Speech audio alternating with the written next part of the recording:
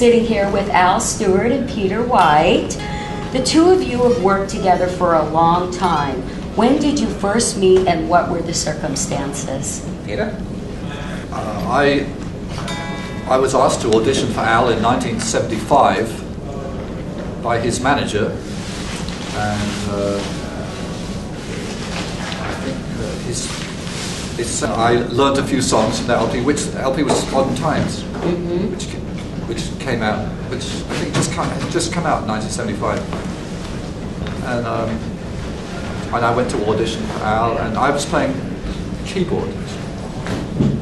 He already had a guitar player. He didn't need a guitar player. He didn't even know I could play guitar. He just wanted a keyboard player, and I could play keyboard. So I got the job, and that's how it started. And then a few weeks later, we were touring all up and down England, and then we came to America for me for the very first time. First time I'd ever stayed in a hotel. The first time I'd ever flown on a plane. And there I was on tour all of a sudden, and meeting people like Freddie Mercury and Linda Ronstadt and Jimmy Page. Jimmy Page. You bumped into Jimmy Page in the elevator. It was a very exciting time for me as a 20-year-old, as you can imagine. Well, when the two of you started recording the album Year of the Cat in 1976, Al, you had good FM radio airplay with Past, Present, and Future in Modern Times. And Peter, as you mentioned, you were a 20-year-old green and recording at the famed Abbey Road Studios. Can you tell us about this experience? No, it's a secret.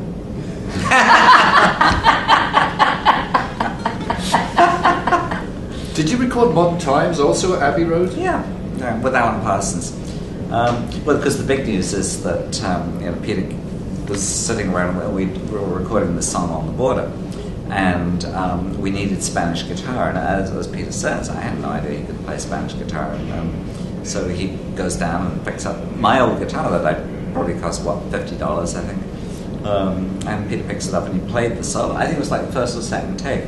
And Alan Parsons, he says, yeah, that's fine, that'll do, and so all of a sudden he's on a record, not as a keyboard player, which is how we which is how I was hired. That's how he was hired, but all of a sudden he's a guitar player. He's been a guitar player ever since, so I like to think that moment probably changed his life.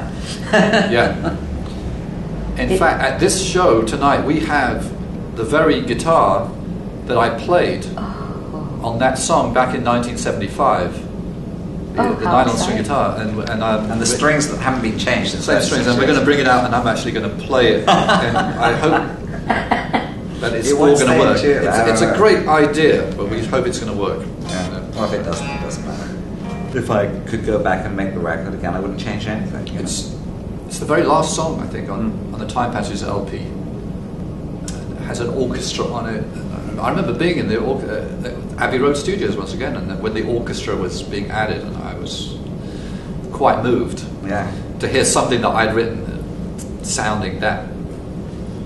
I think that, you make records, and because you're the most critical person there is, and I probably 90% of maybe 98% of everything I've ever recorded, I know how to go back now and improve. But at the end of the day, it's one of the few things that I just don't see how it could be any better. So there it is. Well, at that time, you were both in England, and you were both involved and inspired by some fabulous, incredible musicians in the genre. Which ones inspired you the most?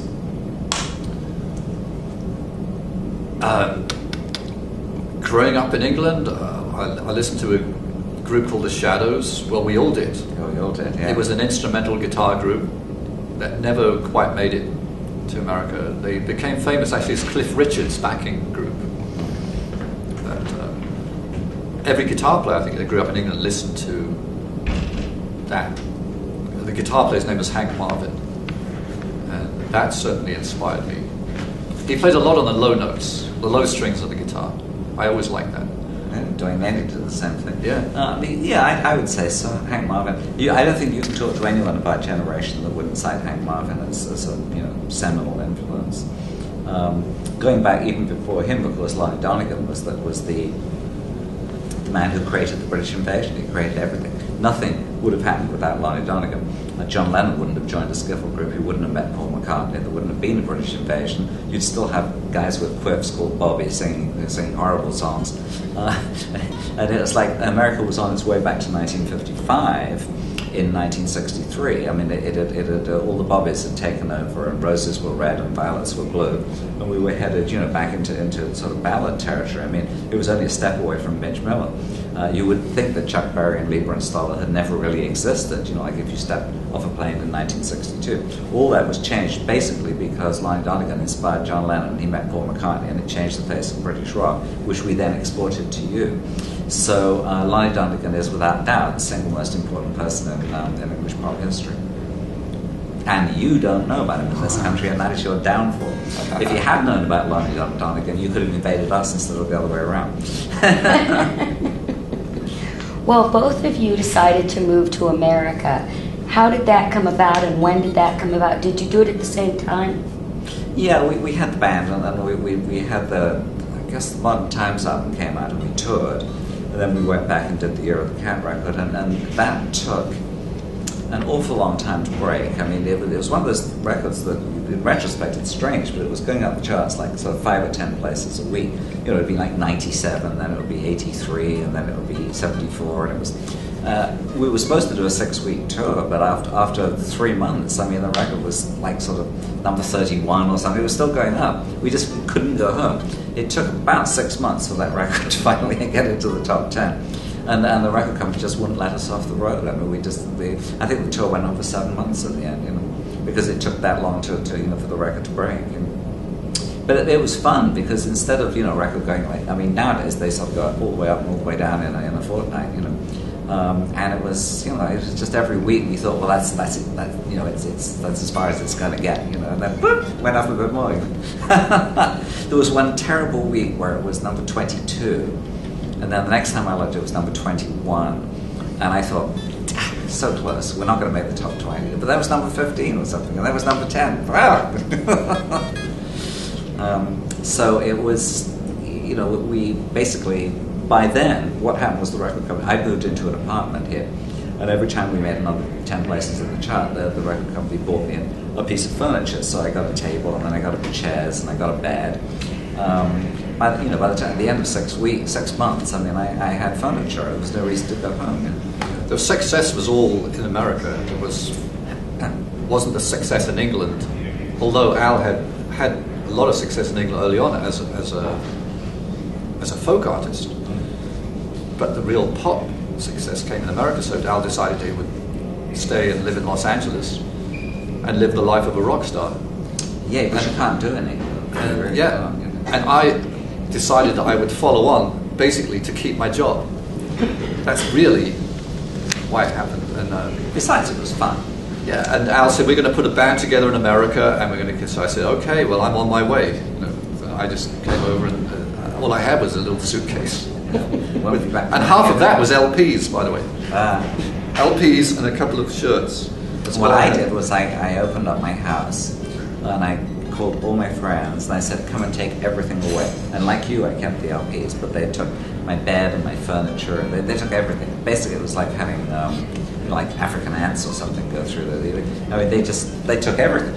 And that was my commitment. I no longer owed anything in the world in England, so I was able to just go on the plane and close the door and say that was that. Start again in LA. So you moved to LA? Mm-hmm. Both of you? Hollywood. Yeah, I lived we both lived a stone's throw from the Whiskey A Go-Go. Oh. And the Roxy Theatre, the Rainbow Bar and Grill, that's where we lived. And that's where we wrote. That's where we wrote Time Passages. Yeah, I think it is. Yeah. Right there. Do you see each other often now? No, not really. I mean, we do gigs. We did a gig in Missouri. Was it last year? Yeah. I mean, we every now and then. Every now and again, we do a show. We're busy. I mean, Peter's sort of off doing his own gigs, and I seem to be on the road forever. So. Okay. Well, the show tonight. What can the fans expect from this show tonight? I particularly like the trampoline act. It's my favourite part of it. I don't. This is a question I always hate, because if we can tell her what to expect, then there's no surprise. Yeah. But they will not see this till after so what the show. are we going to do in the show? Well, So I'm what going are to play you some of doing? my songs, and Al and I are going to play some of Al's songs. Right. Going back all the way, even actually before I joined Al. And I joined Al in 1975. We're going to play songs actually from even before that, from the early 70s, when I was still in school, I think.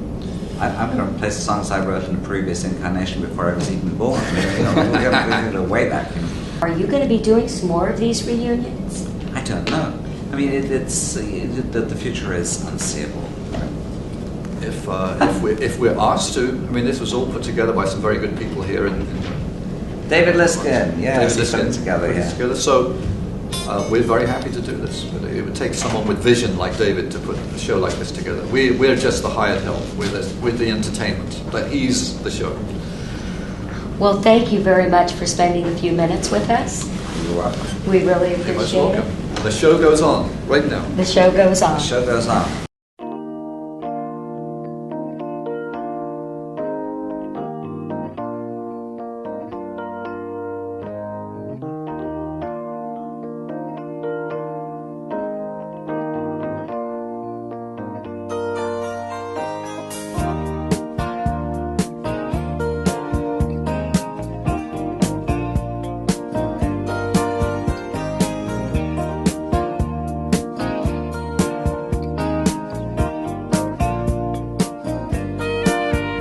It was late in December, the sky turned to snow.